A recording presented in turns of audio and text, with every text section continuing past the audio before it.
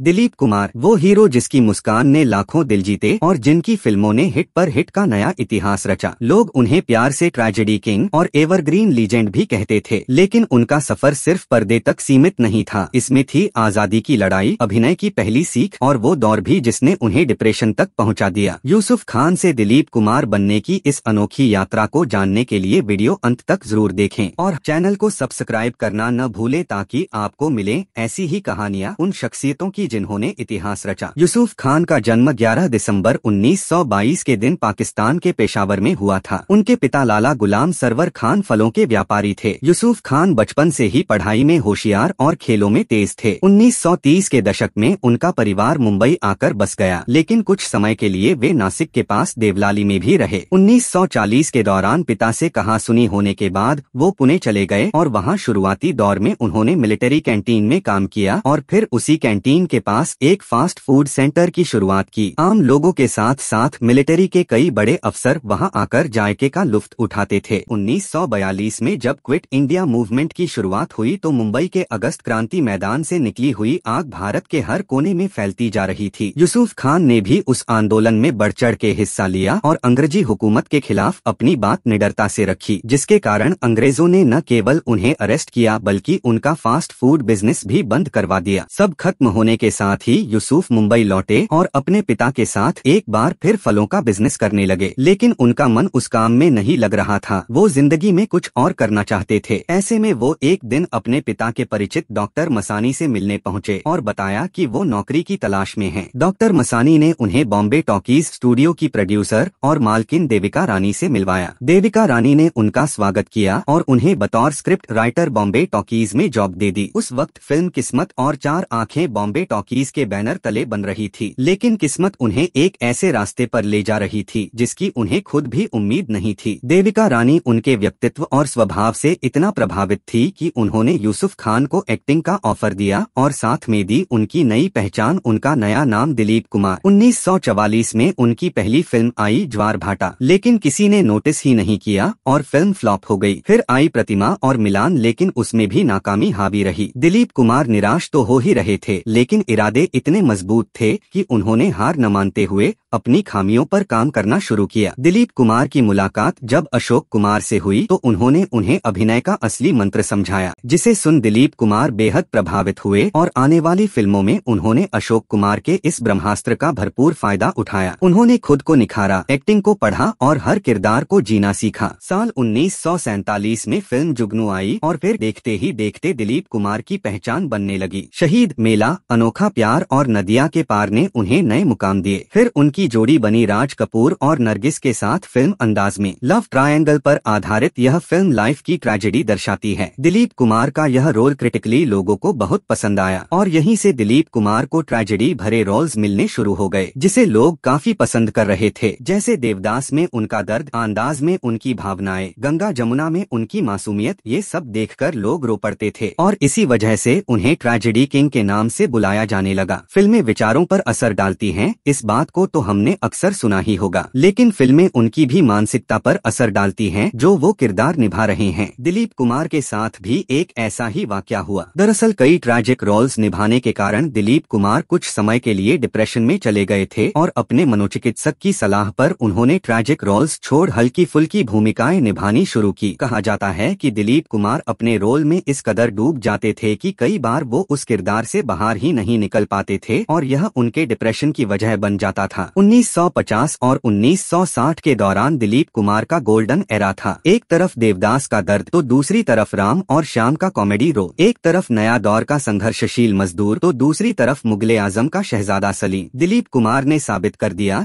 कि वो सिर्फ ट्रेजेडी ही नहीं बल्कि कॉमेडी और लाइट हार्टेड रोल भी अच्छे से कर सकते हैं। उन्होंने अपनी करियर में वैजंती माला, मीना कुमारी, नरगिस, नूतन, सायरा बानो और मधुबाला के साथ स्क्रीन शेयर की। अगर आपने मधुबाला पर आधारित हमारा वीडियो अभी तक नहीं देखा है तो उसे भी जरूर देखें, लिंक डिस्क्रिप्शन में मौजूद है। उन्होंने राज कपूर, राजकुमार, अशोक कुमार, प्राण, शम्मी कपूर, अमिताभ बच्चन, देव आनंद, मुकेश खन्ना और मनोज कुमार के साथ भी काम किया है। 1970 के दशक में फिल्म इंडस्ट्री में नए सितारे उभरने लगे थे, जिसमें राजेश खन्ना और अमिताभ बच्चन दर्शकों की पसंद बन रहे थे और दिलीप कुमार की फिल्में बॉक्स ऑफिस ऑफिस पर अच्छा प्रदर्शन नहीं कर रही थी और उसके ऊपर से डिप्रेशन के चलते उन्होंने 1976 से 1981 तक लगभग 5-6 साल तक फिल्मों से दूरी बना ली थी। लेकिन जब लोग सोचने लगे कि दिलीप साहब अब फिल्मों से संन्यास ले चुके हैं, तब उन्होंने एक शानदार वापसी की। 1981 की फिल्म क्रांति में उन्होंने आजादी के दीवाने सेनापति का किरदार निभाया और यह फिल्म सुपरहिट साबित हुई। यश चोपड़ा की फिल्म शक्ति में उन्होंने अमिताभ बच्चन के पिता का रोल निभाया। इस फिल्म में कोर्टरूम और क्लाइमैक्स के सीन्स आज भी यादगार है। 1984 में अनिल कपूर के साथ उनकी फिल्म मशाल भी बेहतरीन रही। 1991 में सुभाष घई की फिल्म सौदागर में राजकुमार के साथ उन्होंने अभिनय किया और लोगों ने उनकी जोड़ी बहुत पसंद की। इसके बाद उन्होंने फिल्में कम कर दी